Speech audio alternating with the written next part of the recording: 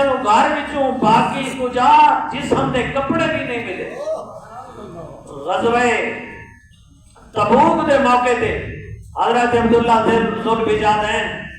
21 سال دی عمر ہے تے مجاہدین دے نال ویندے پے تو نبی اکرم صلی اللہ علیہ وسلم دی بارگاہ حاضر تھے نارکتن یا رسول اللہ میرے واسطے دعا فرماؤ کہ رب میں کچھ شہادت دی موت عطا فرماوے۔ تے میرے آقا نے جواب کیا دیتے، آپ نے فرمائے کہ میں یا باری تعالیٰ عبداللہ دا جڑا خون ہے کفار کو تے میں حرام کرے دا، انی احرمو دمہ علی الکفار،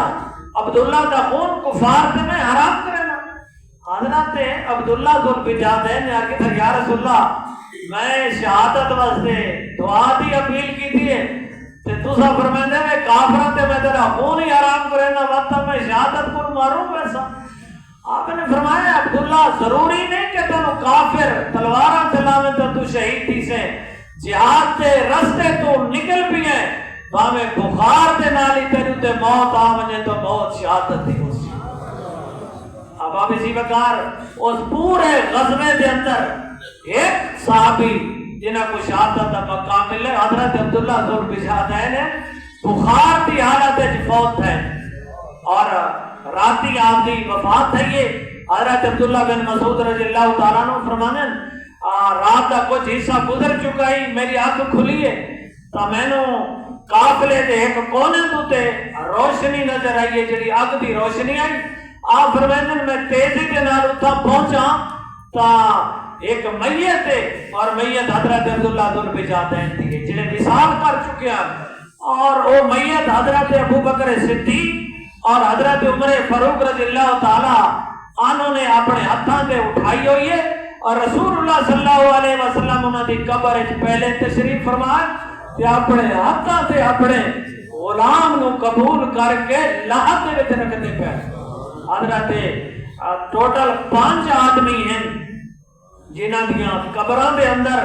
نبی اکرم صلی اللہ علیہ وسلم خود تشریف لے گئے۔ انہاں دے وچ ایک حضرت علی رضی اللہ تعالیٰ عنہ دی والدہ بھی ہے جنہاں دے بارے میرے آقا نے فرمائے کہ ہاذا امی بعد امی کہ میری حقیقی ماں تو بعد ہے بھی میری ماں۔ تو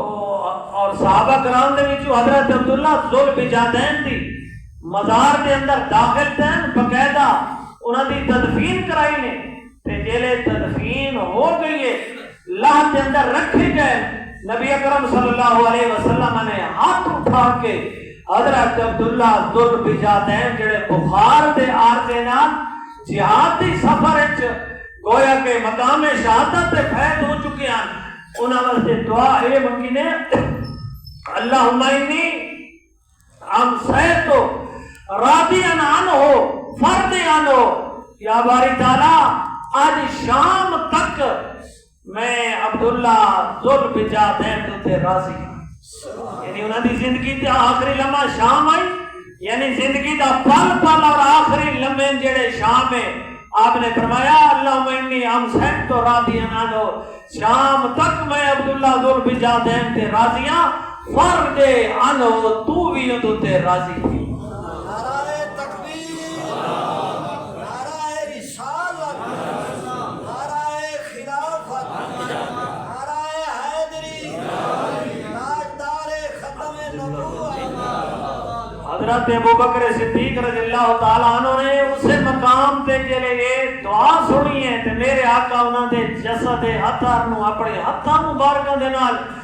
لاہت دے اندر رکھا ہے تو حضرت ابو بکر صدیق نے اپنی تمنا دا اظہار کیتا ہے۔ آپ نے فرمایا واللہ لوددت صاحب الحفرۃ کاش کے ایک قبر ابو بکر صدیق دی ہو۔ یعنی امیر المومنین سیدنا حضرت ابو بکر صدیق رضی اللہ تعالیٰ عنہ کی محبتہ دیکھو کہ ہر پل ہر لمحہ میرے آقا کریم علیہ تیت و تسلیم دے نال ہیں، جانی قربانی پیش کی ہے، مالی قربانی پیش کی ہے، اولادی قربانی پیش کی ہے۔ میرے آقا نے اپنے غلام نو اپنے ہاتھاں دے نال دفن بھی کیتا تے دعائیں دیتی ہیں۔ حضرت ابو بکر صدیق نے کہتے ہیں کاش کے